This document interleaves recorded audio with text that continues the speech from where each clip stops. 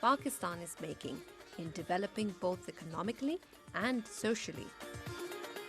Saidpur historically was a village settled by craftspeople. Today, the present generations have continued the legacy of their forefathers and kept their art alive in the form of handiwork.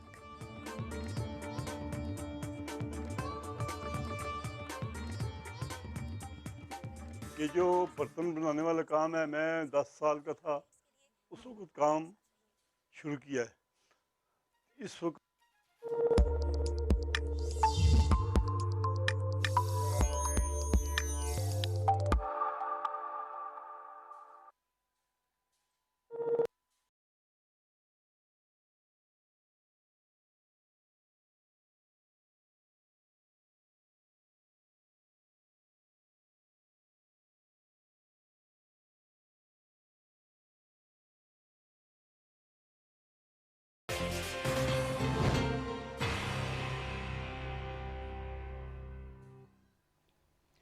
Assalamu alaikum. You're watching Views and News and I'm Faisal Rehman live from our Islamabad studios. Today we'll be talking about the visit of the American President Mr. Donald Trump to India.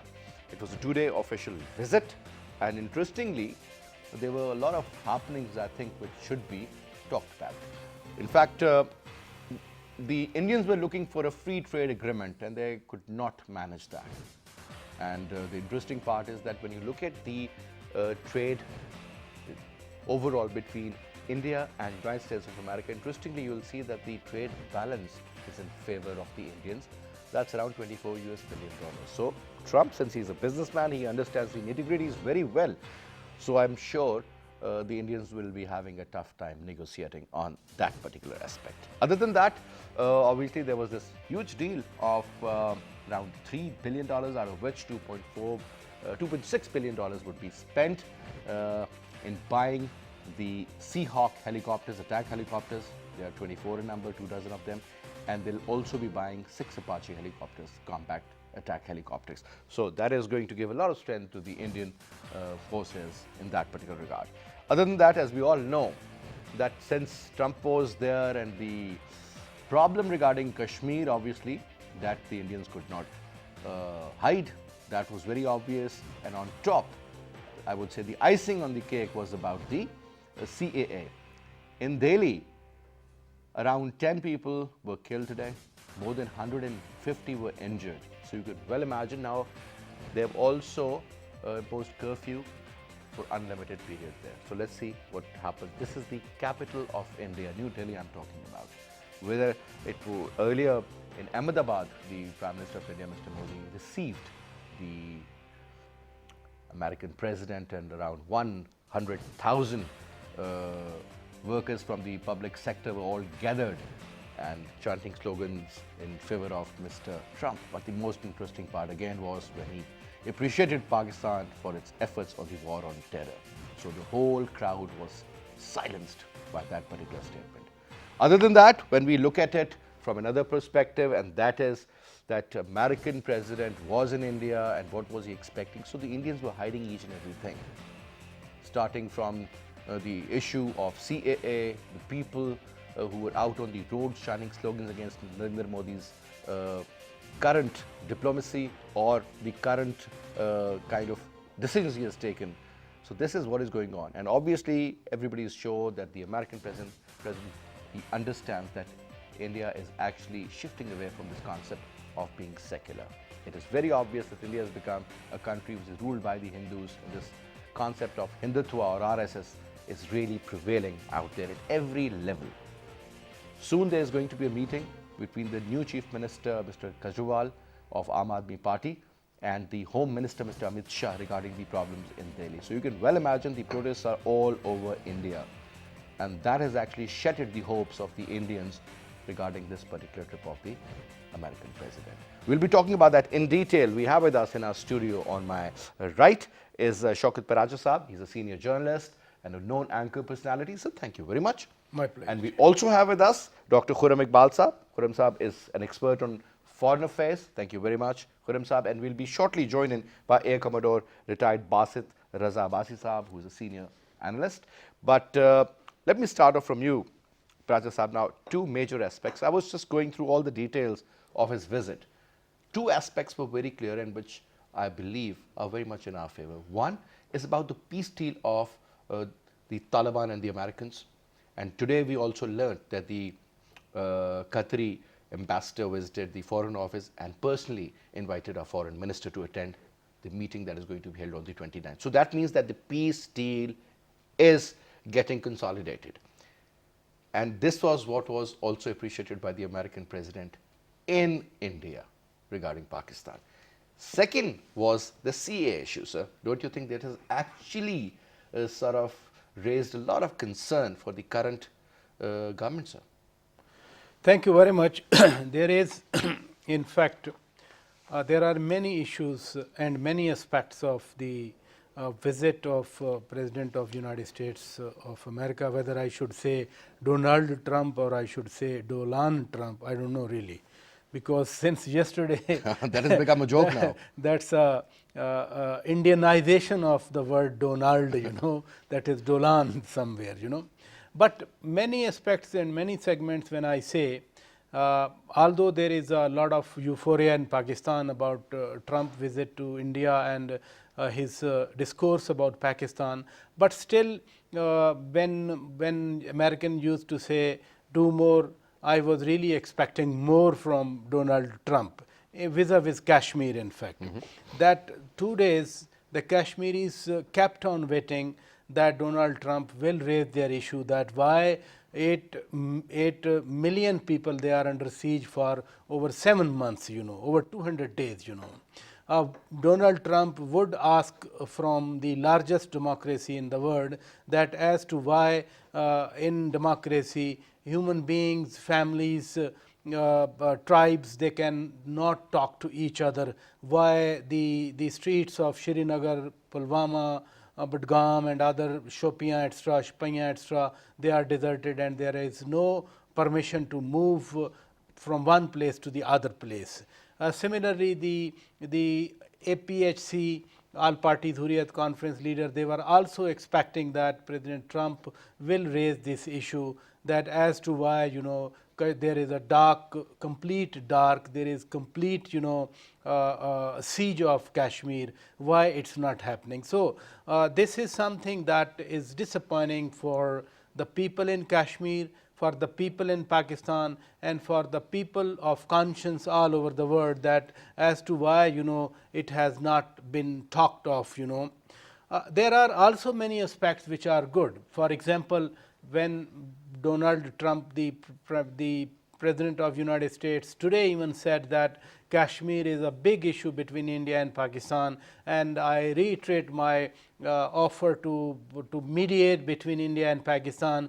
It has two aspects. The one is that contrary to the 5th August measures by not only the Indian government but also the Indian Parliament, you know, contrary to the claims of India as Kashmir being their integral part, President of United States is saying no, it's a dispute between India and Pakistan pending a settlement, you know. Dispute is something which is pending for settlement, you know. So the Indian narrative on Kashmir is dismantled by President of United States Donald Trump, you know. What he talked of Pakistan's success against you know, terror, India wanted to have Pakistan maligned by United States when he would have been there. They thought that President of United States will talk of Pakistan in terms of what Prime Minister Narendra Modi wanted. But yesterday, who was listening? More than 100,000 of Indians, you know, and obviously when they were invited by Modi, they must be from RSS or BJP at least, you know. So President Donald Trump disappointed all of them. He disappointed the crowd in Ahmedabad with the capacity of around more than 100,000 people. He disappointed Prime Minister, his host. Less to talk about the dress of millennia that you know, coincided with the flag of Pakistan, that it was a green color, white color, you know. So huge disappointed, I believe, to his hosts over there in India, in fact, you know. All right. Khurram Saab, your take on the same point. So now, looking at the other side, I mean, obviously, I want you to comment on the visit, but at the same time, there was a very interesting article which I read, and it said Modi, who was considered the main man behind the huge massacre of 2,000 Muslims in Gujarat, who was later on denied the visa of United States of America in 2005. Later on, now after 15 years, the same man eventually ended up becoming the Prime Minister. And then they were talking about the common factors between the two leaders. So we'll definitely talk about that. But sir, having said that, now this man has raised he has raised his stature also when you talk about Narendra Modi, sir. One has to keep the reality in mind as well. Well, this visit reflects two dominant trends. And those are? One is that the timing of visit, I think it was ill-timed by the Indian government. Second important trend with regards to Pakistan is that United States of America has started paying heed to some of the genuine concerns of Pakistan. With regards to the ill timing of this visit, you have rightly mentioned in your intro that this is the time when Pakistan's stature in the world is going to increase because of the deal that Pakistan has brokered between United States of America and Afghan Taliban, which will soon be signed in the Qatari capital Doha. Secondly, after the introduction of Citizenship Amendment Act, the entire India basically is erupted with the protests and demonstrations. Even today, there were almost 10 killings. Yes, sir. People came on the streets, and this would certainly be covered in the American media. So the timing of this visit suggests that for optics, it has benefited Narendra Modi, but materialistically or realistically, it has not benefited India the way Indians were expecting. For instance, there is a low-scale trade war going on between United States of America and India for last 1 year. Donald Trump has refused to give India a preferential treatment that India enjoyed during last 2 decades, which tilted the balance of trade in favor of India by $25 billion. Correct, sir. Donald Trump is not willing to offer any deal or waiver to India. Secondly, there are some concerns that the Americans may have with regards to India. First is, of course, the ultra-nationalist policies of Narendra Modi. Then there are there is another point of I would say, the difference between the two, and the most important is the import of Russian arms. United States is still concerned that India is still one of the largest buyers of the Russian arms. India, for its own reasons. But sir, when you talk about S-400 missile system, the defense system primarily, sir, the Americans tried to exert some pressure on the Turkish. They said that we will not give you F-35 jets if you go ahead with this kind of a deal, or if you stop it, then definitely we'll consider that. But in case of India, sir, Donald Trump has said it on many occasions that they do not listen to us. So they're not listening regarding the trade deals, they're not listening regarding the arms deal with the Russians, for that matter. Well, I think Indians do not have to be quite, well, they're euphoria. They have their weightage, so let's put it that way. They certainly have a weightage.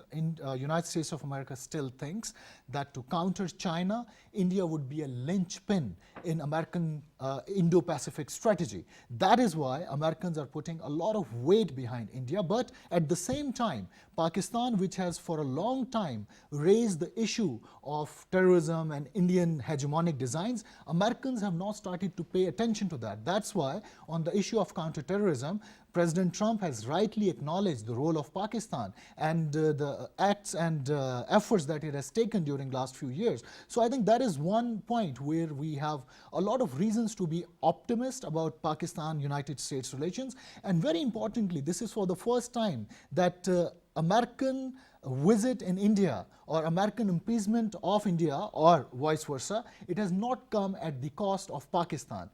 Historically, there has been a trend whenever an American president has visited India, there is some sort of Pakistan bashing involved in there. Look at the visit of Clinton for that matter. Exactly. Or Bush. Exactly. There was a lot of Pakistan bashing in there, but this time President Trump has used a lot of positive words about Pakistan, which reflects again that there is a rapprochement between United States and Pakistan. And other interesting interesting trend, or I would say development, that is the absence of any false flag operation in India. Because Faisal, you would recall, whenever an American president has visited India, India has always conducted a Sir, false they flag operation always to malign wanted- Pakistan. They always wanted that the headlines should create some sort of an impression Exactly. that this is Pakistan. This is See, this is what they're Pakistan. doing. So that is something very This important. is just one minute, that when President Bill Clinton was visiting India somewhere in 2002, there was a massacre of Sikhs which was blamed on Pakistan In by Kashmir, the if you Indians in remember. Kashmir, exactly. But later it was a serving Lieutenant General of Indian Army which disclosed. disclosed that it was a false flag operation conducted by the Indian Army. So thank God that India has not been able to pull such a sting. It was mainly because the Prime Minister Imran Khan raised the alarm bells, raised this possibility that India is capable of repeating the same trend before Trump's visit. So I think that would have cautioned the Indian policymakers that they have been, exposed to the world, and we should avoid repeating the same mistakes. Air Commander Saab, you know, when you look at the history of wars between Pakistan and India, they gave us the F-16s, they gave us so much more earlier, and that weaponry wasn't supposed to be used against India, right, sir?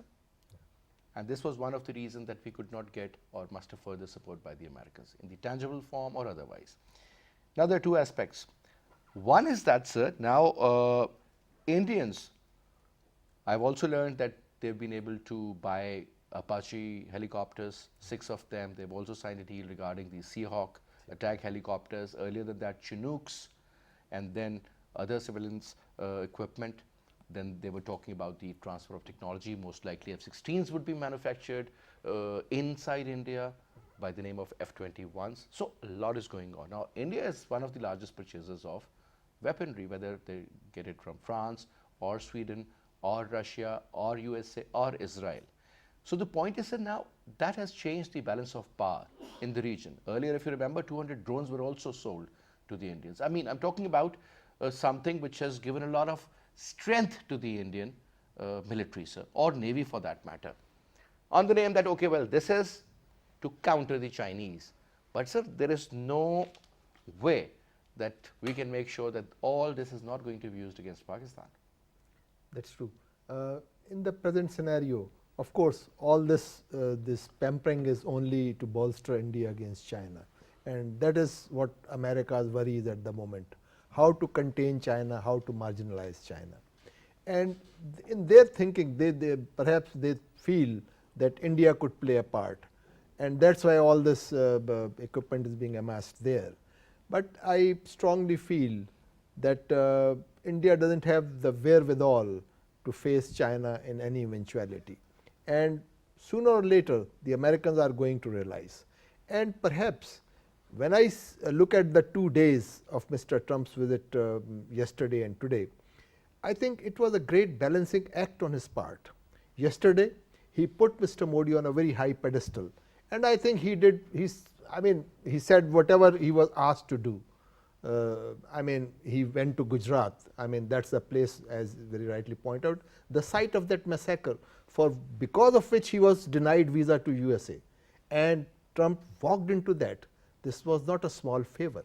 He could have gone to any other place, but not this place, which is actually symbolizes that massacre and Mr. Modi's role in it. He did that. And many things. He praised India, he equated his democracy and everything. He he ironed over the anti-Muslim thing, and he said that it's a cultural and religious diversity. And all the laurels were showered. But sir, And Donald in Trump, the end, it can't go unnoticed. Look at what is happening out there. So you talk about Gujarat factor.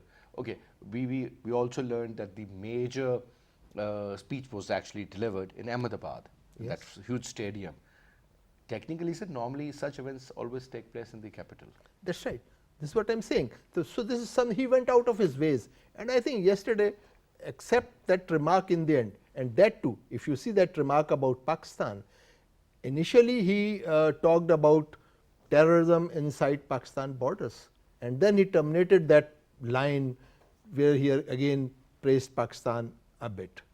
That was yesterday. So it was perhaps an India's day yesterday. And they had almost all that they wanted to see. in the theatrics and optics, because it was very clear that the only deal that's going to be signed, that is the defense deal of $3 billion or so, which you rightly point out. As far as the trade deal is concerned, which was the major desire of India to have, it was denied to him. And Mr. Trump was very clear that it may have to wait till the end of the year. And the end of the year means that election would have taken place. And things would be very clear by that time. If he wins the election, then he will not be that compromising after that, because then he has nothing to lose. So that is it. So this is what that was yesterday. But today, the way he has spoken, and he's talked about Pakistan, I think it's perhaps a success of our foreign policy, and more so because of the role we have played in the Afghanistan deal, which is going to take place to be signed on 29th. So he was very careful. He doesn't want to disturb this apple cart. He doesn't want to sort of, so that's why he was sort of very open in his praise about Pakistan and its role, and this is actually very encouraging. And if you remember, yesterday the foreign minister said that the American Secretary of Commerce is coming here on 27th. So that's another very important development. So all this shows that Trump has a genuine interest in Pakistan, and the matters are going to move forward. And if we are able to play our cards rightly, because this is a time we have to sit down and think that we have to balance our inclination towards America, towards our long-term interests with China. And if we can play our act properly, I think it's a very important opportunity for Pakistan, and I see great days ahead. Now, when you talk about the ongoing protests, sir, and the number of people injured out there, obviously this was to show the American president that this is what is happening in India, right, sir? And I totally believe that no matter how much control the government of India has over the media, the reports, the actual reports and the actual information must have gotten to him, sir, right, sir? Because there is a huge department. Look at the size of the American embassy in Delhi. So what do you think, sir? How much damaging role the CAA has played, and especially when you hear that the President of the United States is in the country and protests are taking, hundreds and thousands of people are out on the roads, and police is practically firing. Right, I mean, most of these injuries were bullet injuries. People were shot in their stomachs. One was shot in the chest. So this was the nature. And so you were a journalist yourself, you know that this kind of a protest where so many people get injured, that's one of the biggest protests in Delhi. This is what they claim, sir.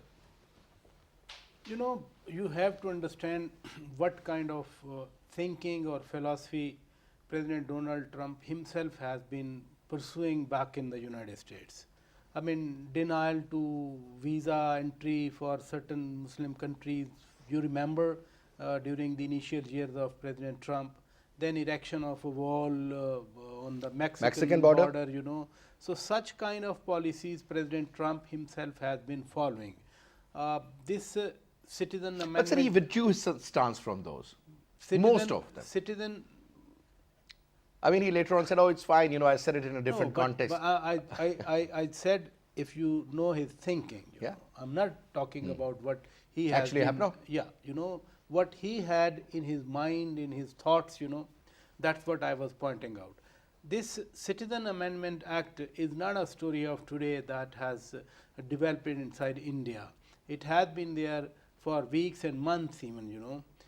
If President Donald Trump was so concerned, he should not have even bothered to visit India at this hour. But you have seen a big crowd celebrating his arrival in Ahmedabad, and obviously President Trump must have been very happy, you know, because you remember in Houston last year, he addressed a joint rally with President Modi, and he was also very happy at that time. And I think Prime Minister Modi consciously, you know, crafted such a move that since President Trump loves addressing big rallies, you know, and where everybody is hailing him. Indeed, it was a big rally, Namaste Trump, you know, and it was a translation, simultaneous translation going on, and President Trump was following whatever was being talked about or whatever was being chanted over there. although whatever happened in Delhi yesterday and today in part of Delhi in Ashok Nagar, particularly when the RSS, hardliner, they jumped over the rooftop of mosque and removed a mic over there, a loudspeaker over there, and hoisted a flag of India, over there. Such visuals and such incidents and such news, in fact, they are not healthy for the country wherever it is happening. Why should we worry about it? The Indians should have worried about it. The Indians should worry about it, that what kind of picture is being broadcasted across the world. Obviously, the focus of world media is there in India because of Western world leader is visiting India. So many channels and many representative of different media organization, they are accompanying President Trump, and everyone is watching these what's going on there, yeah? what's going on there. I mean, in a capital where properties are burning, for example, I myself saw vehicles are set on fire, human beings are being killed, the places of religious worship, they are being discredited. That's what is very close to the Western world. If not close to the President Trump's heart, it's very close to the Western media. They all talk about always human rights, minority rights, religious rights, So Indians themselves portrayed in a way that the world is showing concern that whatever is going on in India. This is one thing. The other thing is, everybody knew that the trade pact is not going to be signed. President Trump, in fact, he himself stated that India has a very conservative tariff regime in the world. And he doesn't like that. He doesn't like that. But defense deal, with the copter from Lockheed, that's also something in favor of India. So, interestingly, most of these newspapers, they have said Trump clinched the deal. It's not India. So basically, in favor of United States. In context of India Pakistan, President Trump talking of Kashmir and then asking India and Pakistan to talk to each other.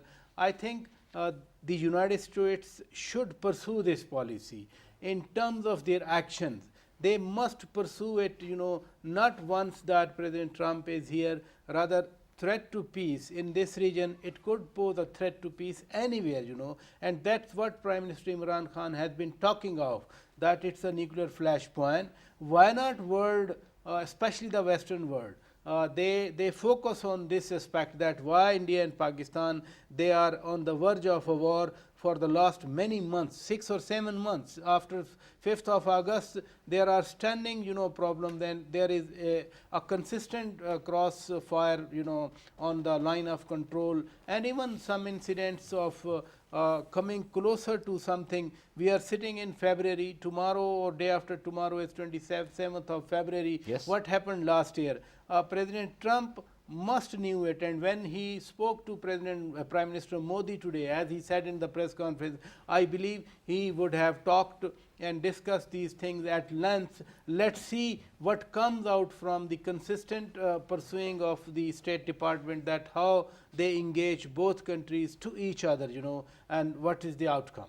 Let's talk about now the kind of engagement the Americans wanted between Pakistan and India. On several occasions, the US President Donald Trump has said that we are ready to mediate. We are ready to be a partner to facilitate the talks and the engagement regarding any comprehensive dialogue. Now, sir, there are 2 points. One, the Americans really wanted it. In fact, if you remember, when the Prime Minister of Pakistan met the US President in the United States of America in October, he said that in Japan, when Modi and Trump met, in fact, he told Modi, or rather he came and, I said, well, I'm ready to do it. Now, sir, since it has taken a different shape, it has taken a different turn, now the issue has been highlighted. We're talking about the curfew that has been imposed for the last 206th day, is today. And we all know what's going on out there, sir. I mean, it's absolute chaos. Military is right outside your houses, and they are just doing whatever they, I mean, it's a trigger-happy army, sir. What sort of role do you see of United States of America? Do you think he's been able to pave some way, or he can influence or persuade the Indian government to negotiate at even secretary level for that matter? The kind of reaction that we saw from India on the offer of President Trump for mediating between the two sides, it doesn't suggest that India would actually be receptive to any mediation from United States of America, no matter how close political and strategic links are there. But Pakistanis are also concerned that this idea for peace is not what President Donald Trump has presented in case of Palestine. In which, of course, he has shown more tilt towards Israel. So that will be Pakistan's nightmare. So what kind of role that United States can play? I think a balancing act from United States of America between India and Pakistan, that is what Pakistan would be eyeing at. And President Trump has done that exactly during his trip.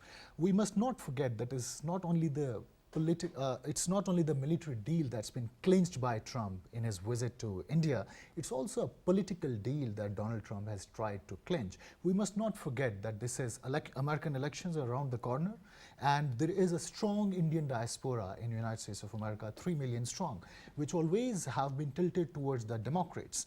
President Trump, through this visit, would have certainly would have tried to, lure in that Indian diaspora, which usually plays a very instrumental role in terms of giving funding for the election campaign. And of course, there is a radicalization of Indian diaspora, not only in the United States, but in different parts of the world. So that radical diaspora would like to hear President Donald Trump, bashing Pakistan, and he was, of course, under a lot of pressure, but he has certainly avoided blaming Pakistan for anything going wrong with regards to terrorism in the region.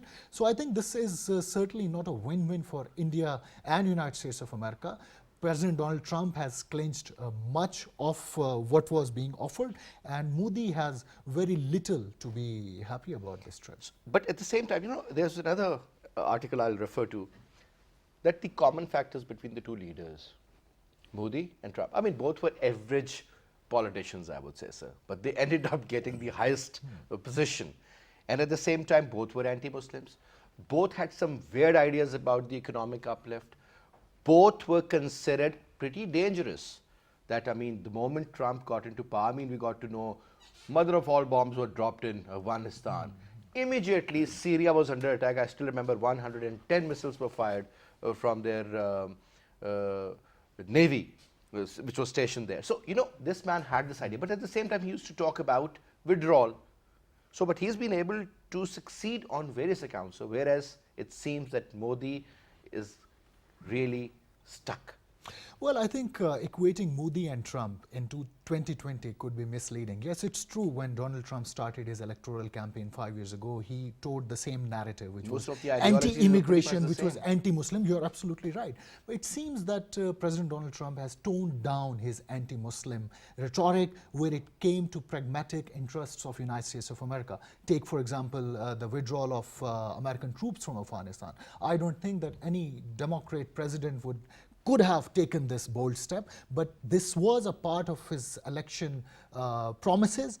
And when it comes to Donald Trump's election promises made 4 years ago, I think this is the key for his future election. Exactly, that's where Pakistan would be more helpful for him compared to India, because nowhere in his previous election campaign he mentioned of befriending India at the cost of other friends. But yes, what he promised in the previous election campaign was withdrawal of American soldiers from Afghanistan. This is where Pakistan has helped a lot. This is where Pakistan has gone extra mile to facilitate a dialogue between Afghan Taliban and United States of America. And this is time that now Pakistan and United States of America start building on the gains that we have made during last 1 year or so. This should not be a tactical convergence, rather this tactical convergence should be converted into a strategic convergence. And of course, I agree with my co-panelists when it comes to long-term strategic goals. Pakistan is quite aware that Pakistan's strategic goals mainly lie with China. But when it comes to the balancing act, Pakistan would have to walk a fine line. Air Commander Sahab, looking at the current exposed fault lines in India, ethnic lines for that matter, cultural lines for that matter, and in particular the kind of hatred developed for the minorities, sir. And I'm sure the US President is a smart man. He's aware of all the happenings in India. The kind of expectation which they earlier had from the Indians, sir, the bar was too high. Don't you think that bar has gone down a little, sir? There's a famous saying, all power corrupts and absolute power corrupts absolutely. Absolutely. So this is what happened to Mr. Modi. He got absolute power, and actually he's so much sort of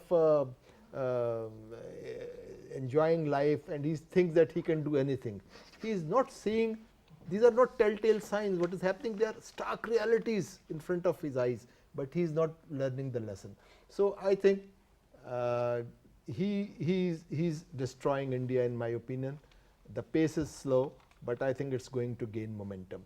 And one very important thing which you must notice, which must highlight here, is the economic decline of India. It's constantly going down. From a double-digit figure, these days their growth is 4.5% only, and it's further going down.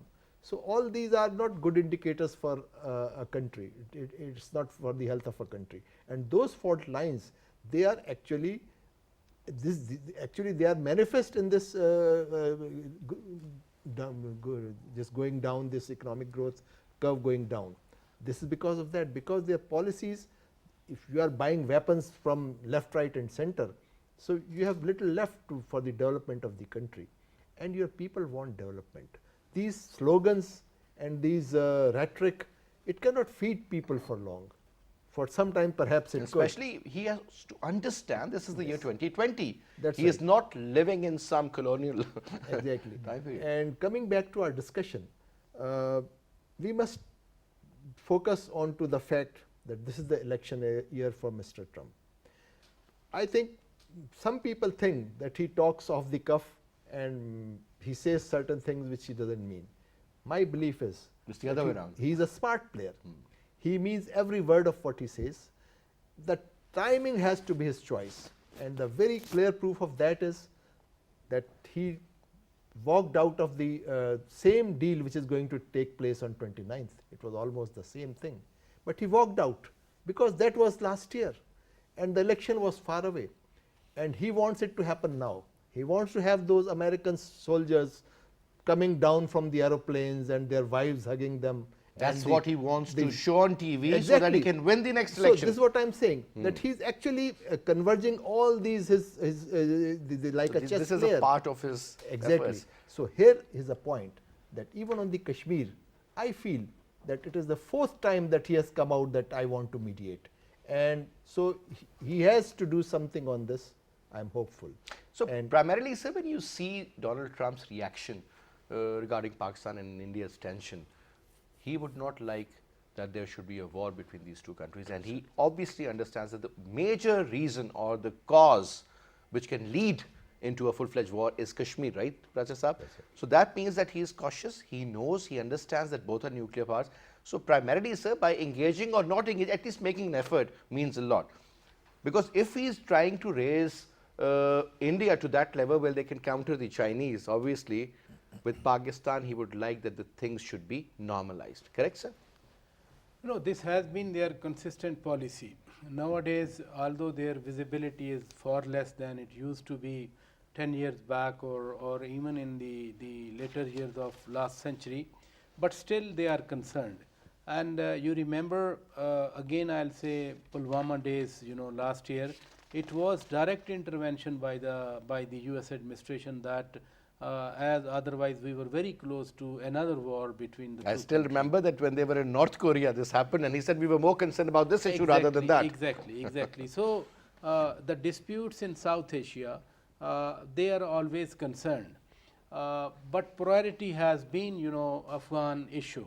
The settlement inside Afghanistan as the first prior to recognizing utility of talks with Taliban, their policy was only military means can win the war.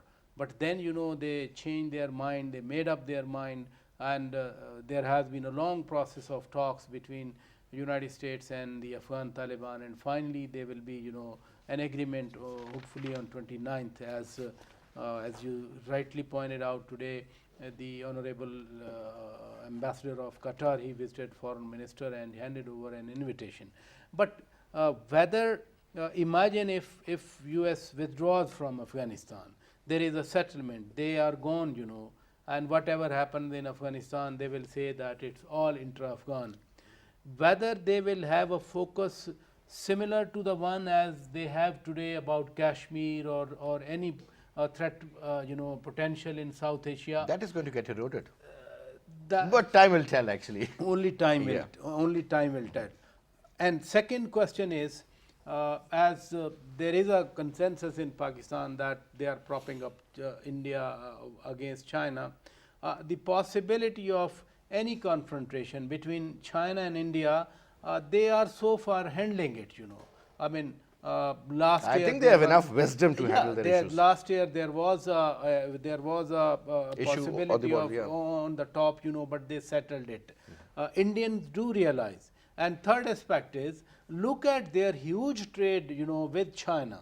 I mean, around $100 billion, you know. $90 billion is already there, and there is not much time that they will cross this. Whether Indians would, you know, put their around 40 billion of export to China at stake, you know. I mean, huge, you know, checks and balances. Absolutely. And one more thing, when we say that Modi could not deliver development and he could not bring prosperity, only last year these factors were there, but huge population voted for him. It means, you know, the card he is playing, the religious card he is playing, the nationalism that he's exploiting the emotions, basically. Emotions, you know, that if he is having success in that, then who bothers about development or prosperity? This is working out for, there you go. So closing remarks from you, sir. Was that a successful visit or no, from both the sides? It was a finely calibrated visit of President Trump on his part. He has gained a lot from this trip, and for Modi, I think there was nothing beyond optics. Sir? I agree with that. Apart from the theatrics and optics, not much to offer. And I think Trump is the winner of this visit. And I think the sweeteners that he has thrown towards Pakistan, Pakistan must study them very carefully. Mr. Shah Mahmood Qureshi is invited for the signing of the ceremony at Qatar. So that will be a very high profile visit for him. And Pakistan must put its act together. This is the time to decide what we want and how far we go, how far we can reset our priorities, because America has got India on its side against China, and they would try their best to have something from Pakistan on that. Can Pakistan give that, and what Pakistan can offer in that? So whatever the Prime Minister has said to Trump, he said we will make sure that whatever is better for the region, sir, we'll do that. We will be a part of the peace deal. And a lot of people said, well, I think Imran Khan Sahib as a Prime Minister is overcommitted, Mr. Trump. But sir, maybe he had overcommitted, but he delivered. At the end of the day, this is what matters. But anyway, sir, since we are running out of time, I hope we can make good decisions, and we can make sure that our vital interests are safeguarded. I think Pakistan comes first, sir. Thank you very much. Dr. Saab, it was a pleasure. Prasad, thank you so much for being a part of our show. And that's all we have for this hour. I'll see you tomorrow at 8. Till then, you take good care. Allah Hafiz.